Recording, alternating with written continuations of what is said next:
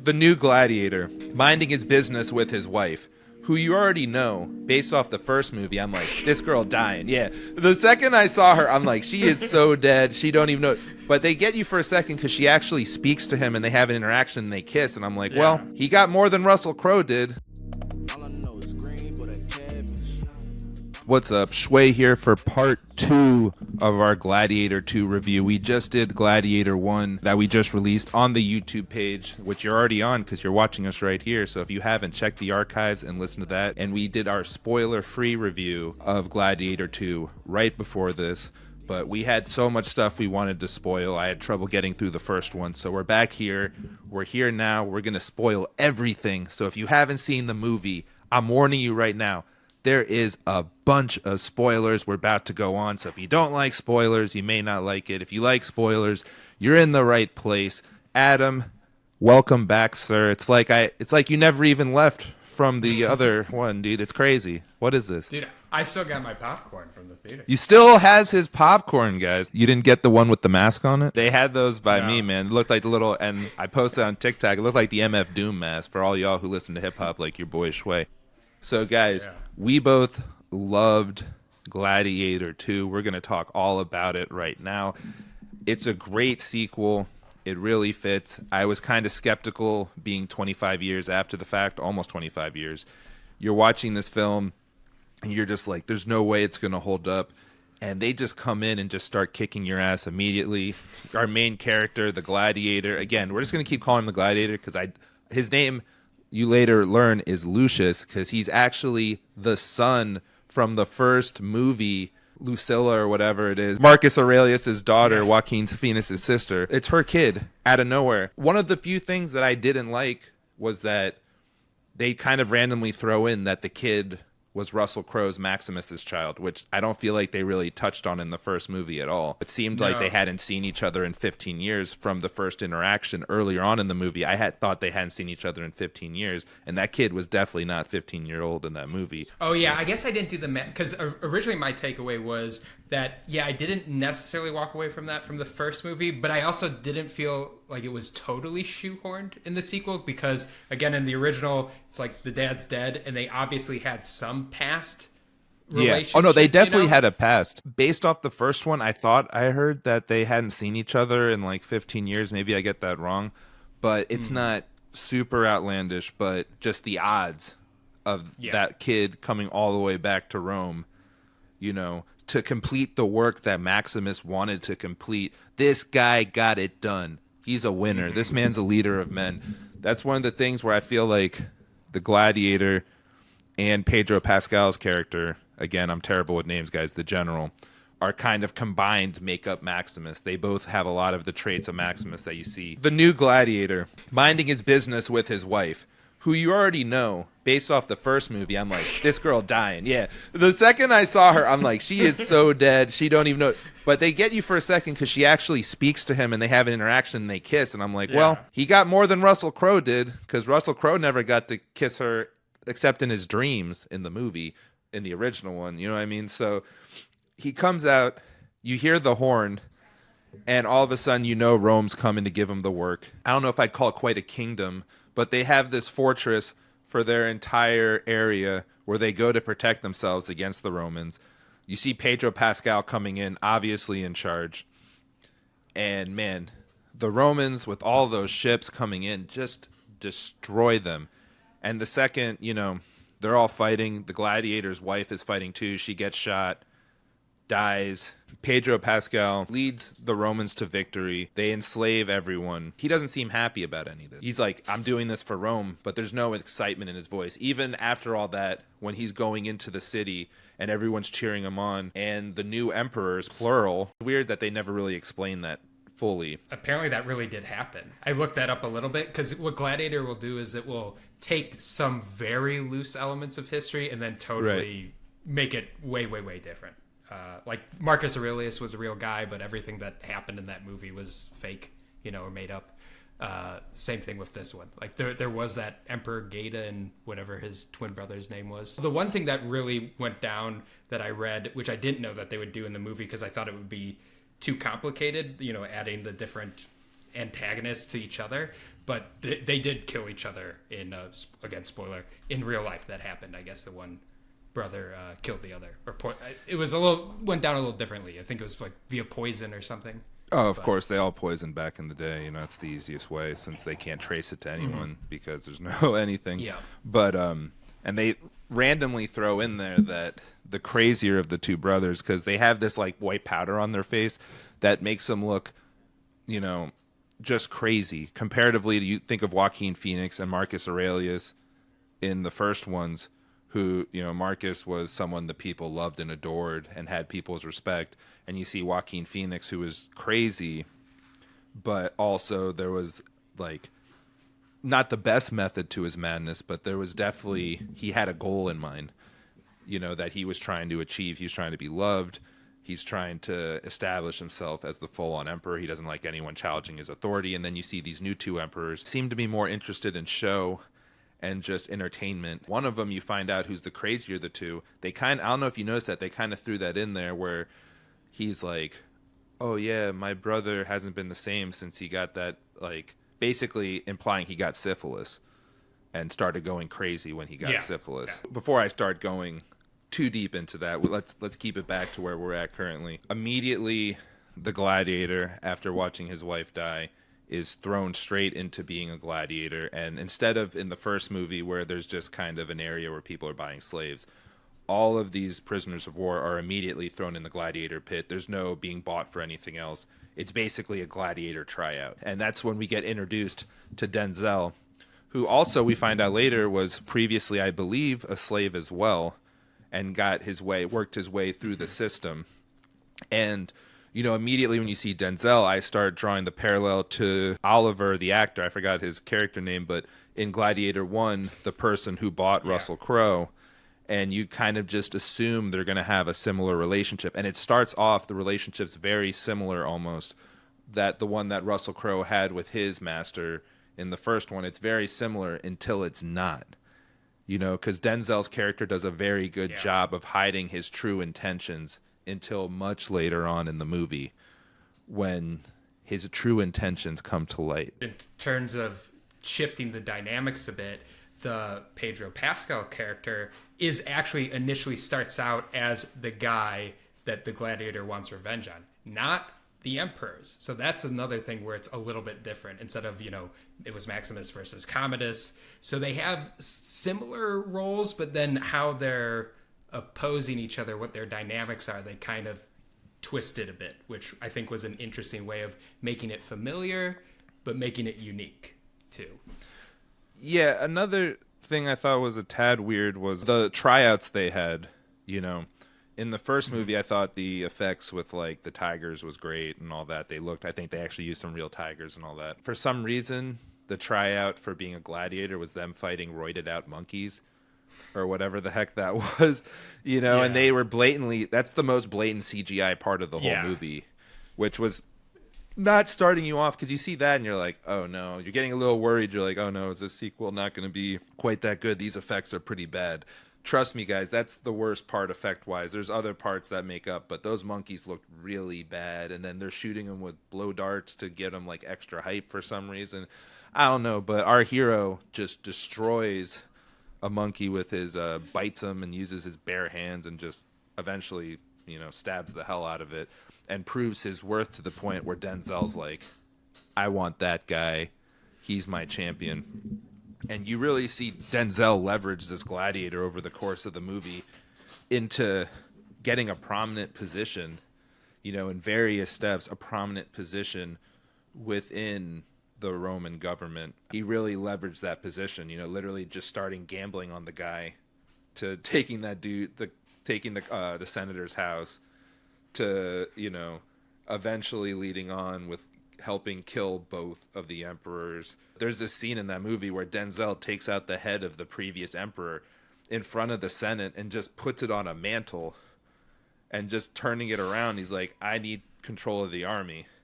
And everyone's just like, and especially the guy who he owns is like, oh yeah, oh totally, yeah. Like literally just pulls this man's head out.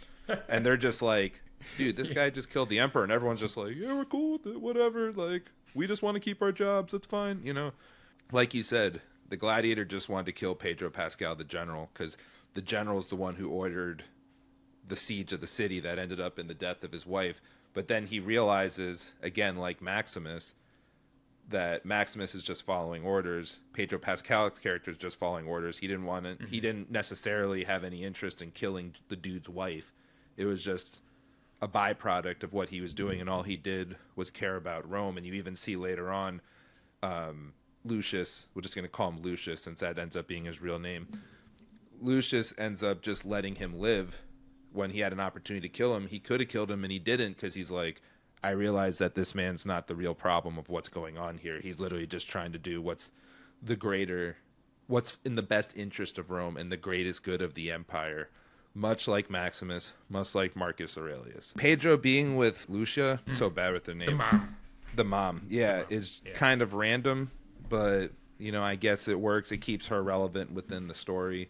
I thought she did a great job as well, picking up where she left off. Another plot thing that was a little weird to me is how quickly she put together that it was her kid, based off the fact that essentially he picked up gravel. He's in the Colosseum for the first time, Lucius, that is. He picks up gravel like Maximus used to do. She looks up and looks at him, and things start moving in her head, and she starts to figure out, it's like, oh, that's my kid that... we didn't talk about the fact I sent him away in the first movie, but apparently they did. I would have loved to see more why Lucius was denying that he was, royalty. He kind of didn't want people to know that he was royalty for a while. He kind of held that privately, because the first time he's reintroduced to his mother, he's like, oh, the person that you sent away is dead, blah, blah, blah. Yeah, like trying as much as he can to deny the fact that he's her son. I think it was just kind of his animosity towards Rome, and he didn't want to be affiliated with that, right? Because he saw them as, he kept calling it like a disease that would infect other places because they take over, they conquer, they enslave. A little side note I had was, and I guess, lifespan back then was a lot shorter, so I get it, but people just get over loss so much quicker back then is one thing I noticed, especially in the first one too. First one, Russell Crowe's wife dies. He starts making out with Lucius's mom like a year later, not even, after his wife was brutally murdered by her brother. Lucius is there as a slave and, seems in like the first, both movies, they both kind of very mildly resist fighting. And then they end up doing it and both being great at it. And he ends up doing a lot of joking around and blah, blah, blah. I'm like, dude, your wife literally died in your arms almost. I've taken breakups harder than this guy's taking losing his freaking wife. The emperors had this party. They brought Lucius and another slave in to do a live-action combat fight in front of everybody. Meanwhile, there's this whole spread of catering out, including they chopped a head off of a freaking rhino. That's just a centerpiece in the middle of their table. Like, I mean, I don't know if they're even eating the rhino or what's going on, but the head's just there. It just doesn't, I mean, obviously sanitation's not a huge thing back then, but like quite the spread there. Looked better than my bar mitzvah, I'll tell you that much. When they were fighting next to the rhino's head at the party, because they literally just had, in the middle of a party, they just have a knife fight for everyone's enjoyment. One of the guys actually, the other slave angle slammed, which is a wrestling move, Lucius into a table. And it was literally the exact same move this wrestler named Kurt Angle used to do. So I got a little nice laugh during that. I was just like, okay, yeah, throwing in a little WWE. I see you. The emperors too, they come in after Lucius kills a guy with a knife in front of all these people. They just start saying, "We are entertained," which I thought was an interesting little callback. Yeah. There's a lot of little mini nostalgic callbacks throughout the film. At some point you see where Maximus, because his name was scratched out in the Colosseum so people can see it, but they actually had a little shrine to Maximus where you see his chest plate, his sword, but they did not bring back the mask, which was the only thing that made me a touch sad. But, you can't have everything, guys. You can't have everything. He did have the chest plate out, and the second they showed the chest plate, they immediately go back to the first one where they see Russell Crowe explaining the significance of the two horses on the chest plate and why he cares about that. And that chest plate later on actually ends up saving his life, so it's a great thing he ends up using it. I forgot the guy's first name, the Destroyer. Basically, the the gladiator who comes out in order to kill Lucius and his men, is riding a freaking rhinoceros, bro. This man's riding a rhino like it's nothing, and he loses. You have a freaking rhino and you lose. And I love how, Lucius tries to organize the men, much like Maximus did in the first Gladiator, and one of the guys like, why am I going to listen to you? Well, what happened to that asshole? He got gored by the freaking rhino and died immediately. That's why you listen to Lucius, all right? That's why you listen to him, dumbass. This guy's over here, like, it's like, yo, someone's trying to save your life, and you're over here, like, talking shit, bro? Like, what are you doing, man? Like, come on, dude. Come on. Yeah, ridiculous. The whole coup thing I found a little interesting. I get why they were doing it. The fact that they ended up rushing the plan kind of annoyed me. It was just like one more day of games, I think. And then she was worried that her son wouldn't survive that last day, but he seemed to be holding his own pretty goddamn well. I don't know. Yeah, no, he was killing it, man. But the army was too far out. Mm-hmm. It's funny, I'm like looking through my notes, and like a lot of the questions I asked are questions that got answered. He picked up the dirt, I immediately wrote, it's like, is this Maximus's kid? Like, is there something, is he somehow familiar? Yeah. How else would he know that? There's like little tiny things like that with the callbacks that they just did such a great job on. Somehow more brutal than the first one, if that's possible. They're both very graphic and gory, but now since they have better effects, they can go even more intense with some of these things. Lucius taking the double sword and just chopping the dude's head off with the quickness. Also, again, I would have to Google this, but them doing gladiator games where they're in the water in the Colosseum, like, I was kind of confused how exactly that was put together. I think I heard that because I've been to the Colosseum as well. We did a tour, and I want to say that I think I do remember the guide saying that they would do stuff like that, where they would somehow flood and reenact naval battles and stuff like that. Romans really went all out for their entertainment. Yeah, it's just crazy to think. I'm like, so is this the same Coliseum? Like, how did they get all that water in there? There's no water there before. This isn't like switching from an NBA to an NHL game. You know what I mean? Just take the wood off and there's ice there. I don't think that's how it works. But they were able to do it pretty well. And, again, whether land or sea, it's funny how good this man Lucius is. I mean, not good enough to not get caught initially, but he's good enough in these specific war settings that he's put in. During this time, you see the transition of Denzel's character where it's like, oh yeah, they always try to sell the gladiators. You can earn your freedom and blah, blah, blah.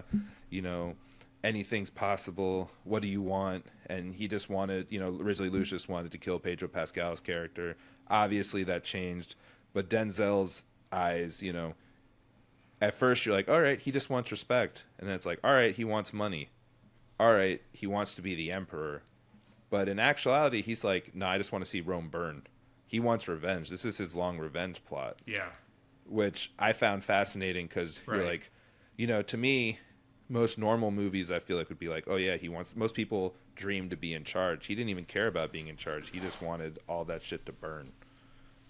Which I was like, I kind of respected it. In some ways, it's kind of like the opposite of Commodus.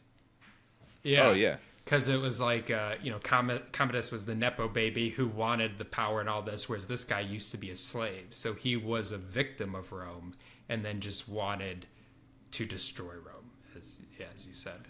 Right, because the guy who owned Russell Crowe was a gladiator too, and Denzel said that line. It's like every slave wants to get to the point where they have their own slave, and the other guy didn't. In the previous movie, didn't really seem to care about that. Like, he ended up trying to be friends with Russell Crowe, which is just interesting because he purchased him and threw him to his death essentially by making him a gladiator. But he at least seemed to care about them more than Denzel does, who's just, again, finessing his all the way to the top of the hierarchy as much as he can. Eventually, you start seeing Lucius, the gladiator, going out of his way and, mentioning his grandfather and mentioning other stuff about Rome and kind of letting it be known that he's somehow connected to Rome. Eventually, he says his name after a while. It takes a while, but he kind of starts embracing his old past once he realizes, once he gets back into the swing of Rome and realizes how it is versus, he seems to get over his dead wife very quickly in my eyes. very quickly, a little too quickly for me. Again, poor Pedro Pascal. Yeah. He didn't deserve to die. He kind of just he was trying to do the right thing. Got pushed to do it too soon, and then Denzel ratted him out with the quickness again. All about because at first you're like, why did Denzel do this? What does he gain about it? But then he gets the Emperor's ear and just starts elevating himself up the hierarchy as quickly, and that man makes a quick rise to the top. Very quick, very quick. Which again, he killed the more competent of the two emperors, and then the other guy was pretty easy to just manipulate however he wanted. So, the one emperor who died first, the guy from Stranger Things, basically tells Denzel the way to get what he wants. He's like, oh yeah, my brother has syphilis, so he's not right in the head. So Denzel's like, all right, I'm going to manipulate the hell out of this guy. He's like, oh, bet, thanks. I thought I'd have to be here for an extra couple weeks, and I can just get there today? Like, holy shit.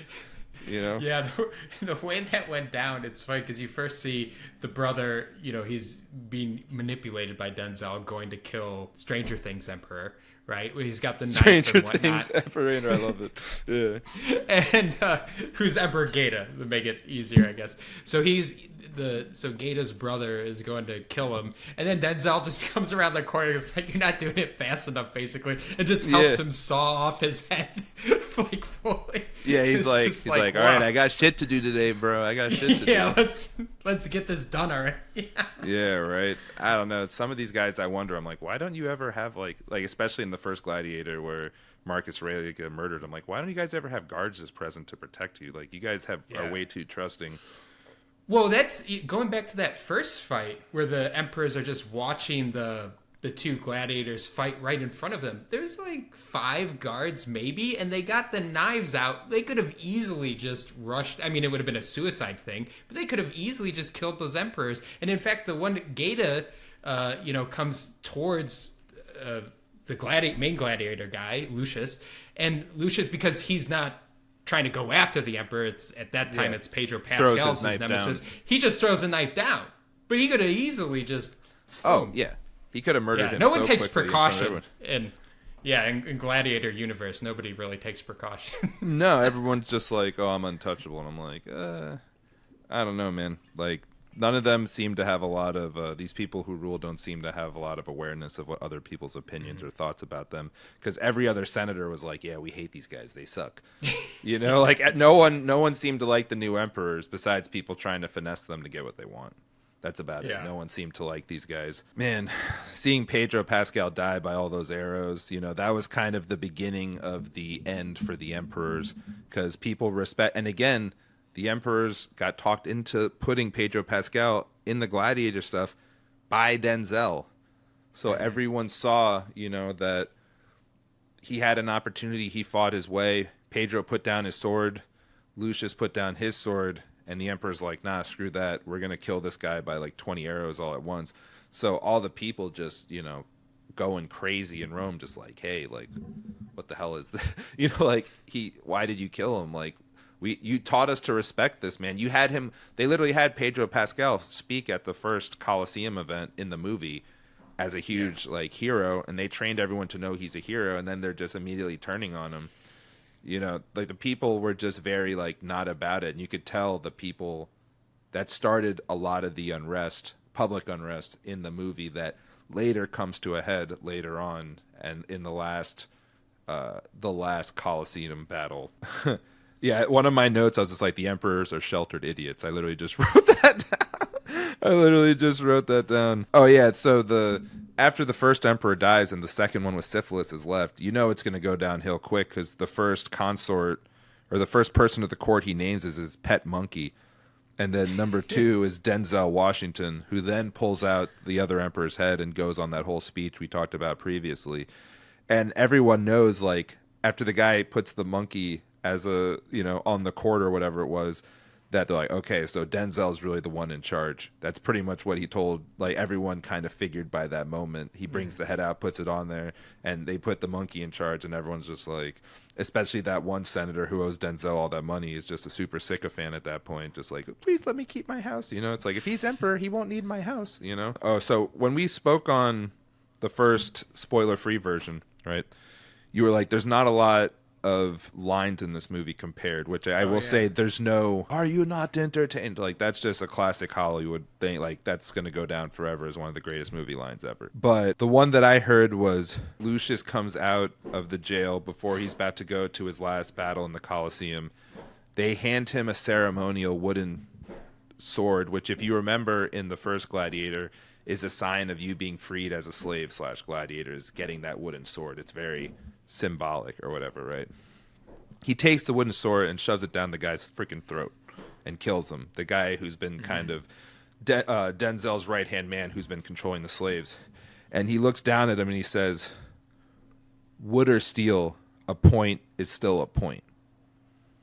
And I thought that line was pretty badass, especially as he said that, and then he's just like, and just shoves it right in the guy's throat. And you're just like, all right, I see you, bro. You know, I see how you're Maximus kids now. You know, you're doing this, you're taking his armor, you're doing cool little one-liners. Like, I see you, bro. You're getting it. You know, he's finally accepting it. When Lucius takes down Maximus's armor and his sword, I don't know about you, man, but I just got so hyped seeing him take the sword, take the armor, and all of a sudden just take Maximus's place. And you're just like, oh, shit's about to hit the fan. I'm so ready for this. This man's about to go on a rampage. Let's get it. You know, his little John Wick moment where he just messes everyone up. I was just so ready for it. And as all this is happening, the last Colosseum battle, Rome literally starts tearing itself apart. After they killed Pedro Pascal, there was already riots in the street and all that. But the Colosseum, like, people start attacking the Roman soldiers. Roman soldiers start shooting arrows into the crowd and killing random people. And there's just, you know, pandemonium. It's literally ripping itself apart. Everything's going crazy. And then Denzel kills the second emperor in front of a shitload of people, and no one cares. Yeah. You know, he's just like... He's like, let me just do this really quick. Yeah, let me just shove this in your ear real quick, you know. With the quickness, which, you know, not surprising, but the boldness. Denzel gets progressively more bold, and I think he realized that he killed the more competent of the two emperors, so he thought no one would really give a shit if the crazy one got killed. Was the vibe that I got. So Lucius' mom dies in the Colosseum. You know, he never really gets that. They get to have a nice warm embrace before all this happens, but they never fully get reunited, which is kind of sad. All this happens. There's pandemonium. Rome's burning to the ground like Denzel wants. It's tearing itself apart. Is this the end of the Roman Empire? You're starting to think. And I start getting flashbacks to the original Gladiator, where they kill Joaquin Phoenix and then Maximus dies, and you don't even really know if it's a happy ending because you don't know what happens next, you know, and you obviously can tell based off this second movie that it wasn't a happy ending because someone worse came into place than Joaquin Phoenix. Like, the new guy sucked even worse. Another parallel from the first movie, the Gladiator ends up fighting the main person who they're against. So it's Russell Crowe versus Joaquin in the first one. Now it's Lucius the Gladiator versus Denzel's character in the second one. And Denzel, surprisingly, you know, it doesn't seem like quite as fair of a fight. Not that Joaquin stabbing Russell Crowe was a fair fight, but Russell Crowe was injured, but he was obviously more trained than Joaquin versus Denzel, who previously had training but significantly older. And here comes Lucius, who's perfectly healthy, who, you know, Denzel puts up a surprisingly good fight. You know, put up a surprisingly good fight, and it's all going well. For an old dude, yeah. For an old dude, yeah. He had Lucius underwater. If Lucius hadn't gotten Maximus's chest plate, he would have died because Denzel went to stab it multiple times and he couldn't get through. He couldn't penetrate it, almost as if Maximus was protecting him from beyond. And he gets up. He cut the hell out of Denzel's arm. Holy that arm just went flying. He's just like, chaw! Just gone. And Denzel is not long for this world after that. Lucius kills him. The whole army that he brought, him being Denzel, brought to attack Lucius, and the other Roman army are all standing there with Lucius in the middle. And Lucius gives his big gladiator speech, you know, showing he's the son of Maximus, showing he's a leader of men, and convinces everyone to come together for the greater good of Rome, which that seems to happen. But again, much like Gladiator 1, Gladiator 2, to me, kind of leaves us on a cliffhanger. A little bit, you know, because Lucius goes back to the Colosseum. Yeah. But he lives this time, right? He lives. He does live. But he goes back to Colosseum where his mother dies. To see it through. Maximus, yeah. Yeah. Touches it, touches his mother's blood, puts it on his hand, looks up to the sky, pretty much asks Maximus what he should do, and then the movie ends. So in theory, they could make a third one of these movies if they wanted. You don't know, because Lucius doesn't, it's not implied that he's going to become the new emperor, even though it's his blood right. It's not implied, like, of anything. There's a lot of pandemonium. There's a lot of what happens. So it just, to me, as great of a movie as it was, it does leave it on a cliffhanger to an extent where they could make a third. They could do a mini series. They could do all sorts of stuff. But to me, the story is not definitively closed at all. As long as Lucius is alive, the story's not over. Overall, I think I'd give it a strong 8. I think I would give it, as they say in the movie, 2 mercies, 2 thumbs up, versus the we're doing 2 thumbs up here on my end. Adam, I don't know how you quite felt about it. Yeah, no, I thought it was good. I thought it was better because, again, you're like, oh man, they're doing a sequel of a movie 25 years later almost. Right, but, skeptical. Yeah, very, very skeptical. Mm-hmm. Just thinking it was going to be more rip off. I was thinking it was going to be, Star Wars sequel type vibe. Well, Adam, let's that's just go fair. on that nostalgia. Yeah, that's fair because there's so many TV shows, movies, stuff now where you see streaming companies. It seems like they buy, and Disney and other people buy famous IP. And then just pimp it out for whatever they want. And sometimes you're like, why is this even a sequel? It has nothing to do with the first one. They don't take as many chances anymore because they don't want to lose money. So they're like, all right, let's just make a sequel or let's just make a spinoff or something because we know this is a known commodity that people actively are interested in. So this, and I say all that to tell you, Gladiator is not, it may have been born out of that, but it's not, I do not put it in the same vein as any of those types of movie. This is legitimately a good movie. It's a good sequel. They did a great job tying it into the first movie. Where, again, it's not quite as good as the first movie, but it's a damn fine movie. They did a great job, 25 years in between. And it is, connected to the first one. There's a logical connection between this and the first one. Is it a slight reach that it's, Lucius and Lucius is Maximus's kid, which they didn't mention before? Yeah, but to me, it works. The way they did it, it works. I wasn't too mad. At first, I was a little like, and then I'm like, well. As you mentioned, sometimes they play some clips from the original, and when they reused a clip from the original in this, it definitely felt that it fit more with that theme, where as when you watch the original as Maximus is dying and he says to Lucia, he goes, Lucius is safe now. In the first one, you're more seeing that as, oh, well, he's saying that because he knows that Commodus was a threat. He was kind of using him as a pawn. Right. And now that Commodus is dead, Lucius is safe. But now when they kind of replay that in the sequel and knowing that backstory, it seems a little bit more like a father telling, his wife that their son is safe kind of vibe. Right. It kind of fit without it feeling too shoehorned. It almost felt like a natural extension of what happened in the first one, even though I didn't really pick up on that in the first one. No, it was nothing I picked up on at all. Again, I thought the timeline, and maybe I need to rewatch it. I just watched it. Maybe I need to rewatch that beginning part when Maximus and Lucia first meet. I vaguely remember saying it had been like, I thought they said 15 years again. I could be wrong, but there was a good amount of time between them seeing each other that seemed longer than the lifespan of Lucius had been so far. So it never really dawned on me that he might, like in the first movie, it never dawned on me that he might be Maximus's kid. I never had that thought throughout the entire first movie. And did you recall them explicitly saying how young he was, or were you just assuming that he was he looked young, 10-year-old kid just because he looked really young? Yeah, I didn't know how specifically old he was. I just remember he was exactly 15. Right? Yeah. No, I just remember like them being like, "Oh yeah, I haven't seen you in a long time." Blah blah blah. And he's like, and Maximus, because you could tell Lucia was super into Maximus still in the first movie. You could tell she was like super about it, and it's like, hey, like his. He's married, my gal, like let him be married, his wife and kid, and she's like super feeling him the entire movie. So it's not like shocking, but it's just one of those things that I never would have put together in the first movie. It never really dawned on me that might be the case. But I did like the fact they brought her back because it helped establish the connection to the old film.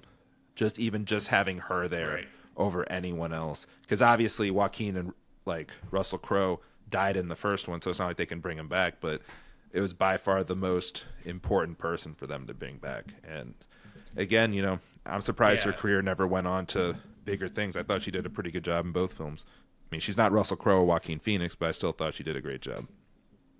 Did you think it was at all a miss that, they end the original movie, right, with his friend who was also a slave. He was liberated and he's burying, and he's like, I'll see you again, but not yet. And he makes no cameo. But I guess, his whole thing was he was freed and he wanted to go be back with his family. So if he was walking around Rome, I guess that wouldn't really make sense. It's like, dude, why would you be here? You're talking about the guy from Never Back Down, right? Yes. Yeah, I don't know. I forgot his name. I just remember him from the hit film Never Back Down. I thought of that too, but all he wanted to do was go home to his family. So I really doubt he would have gone all the way home, seen they were murdered or something, and came all the way back to Rome. I'm really glad. I'm really glad they didn't try to do some stuff like they did when, for example, when I think it was Iron Man 2 when they just randomly took out Terrence Howard and added Don Cheadle instead. Like nothing happened. I'm really glad they didn't do some crap like that, because for a second I was worried. I was like, I really hope they're not going to make Denzel somehow the same character, because they look nothing alike. And I was legit worried for a second that was going to be like a reveal, It's interesting when they started going into, I was a slave, right? And, that's that whole thing, and the mm-hmm. same marking. I'm like, oh, please, because like it wouldn't make sense that totally wasn't that dude's MO. He wanted to be done with it. He didn't have like a revenge thing. He didn't have a grudge. And I'm like, Denzel had a completely different vibe as a character too. So I was just like, I got worried. I'm like, oh, please don't force this. Please don't force this. Second. Please don't force it. Yeah, and then they didn't do it. I was like, thank God. I got so worried for a second. Overall, again, great movie. I would watch it again happily. Kind of sad I didn't watch Gladiator earlier. I've enjoyed watching both of these so much. I'm curious if they do make a third one. I'm not pressed to make a third one, but again, they just left it very open, where I almost didn't expect it to end when they did, because he looked at the skies asking Maximus for help, and scene, and then it just ends, and you're just like, oh, okay, interesting. I don't know how old Ridley Scott is and how many more classics he has in him, but Mr. Scott, you did a great job on this and the original one, so kudos to you, my friend. Is there any other final thoughts you had about the film? It exceeded my expectations, because admittedly they were going to be lower, obviously. Definitely. But but I thought it was really solid. The only thing, like I said, and again, no fault of the actor. I thought the actor did a good job. I just, for whatever reason, and maybe it's nostalgia or it's just the ambiance of Russell Crowe, it just felt he's not Russell Crowe. He just Crowe. wasn't. Yeah, I just didn't care as much about this Gladiator as I did Russell Crowe. He also kind of seemed like, at times, it seemed like they tried to have him channel Russell Crowe a lot. Like a lot of stuff going on with Lucius, like with him interacting with the other slaves and other stuff. Like the orders, the tactics. Yeah, a lot of the stuff he was doing, it was, very Russell Crowe-ish. So it's almost like at times you feel like, and again, I say this and I'm not trying to show in the movie, but almost like at times he's cosplaying as Russell Crowe. I've done, he did a great job. Don't get me wrong. It's just hard to live up to Russell Crowe. And, these characters only, they're doing the same thing here. You know what I mean? It's the same thing. So it's not his fault. It's just the way the character was written. But they do seem to have him cosplay a little bit around as Russell Crowe. I think that's a wrap on the extended cut of our review, guys. Sorry we rambled a little bit. Again, we're still learning how to do this. This is an ongoing process. We appreciate everyone hanging out with us and checking this out. If you could do us a huge solid, like, share, subscribe, share with your friends. We'd appreciate it. We're looking forward to making more free content for you. So the least you could do is just press subscribe, guys. It ain't that hard. But again, I would like to do a big shout out, guys. If you're not aware, this man, Adam, this podcast would not be running as smoothly if it wasn't for him. He's editing all the videos. He's doing a lot of the marketing as well. A lot of other cool stuff that we're working on that you're not even hip to yet. So shout out my guy, Adam. Thank you again, brother. If there's anything you ever need from me, feel free to hit us up. Schway Nostalgia on all social media platforms. Schway Nostalgia 2 on TikTok. We're always posting stuff all there. We'll have a lot more stuff coming out for you. And until next time, I got to think of a cool catchphrase. All I know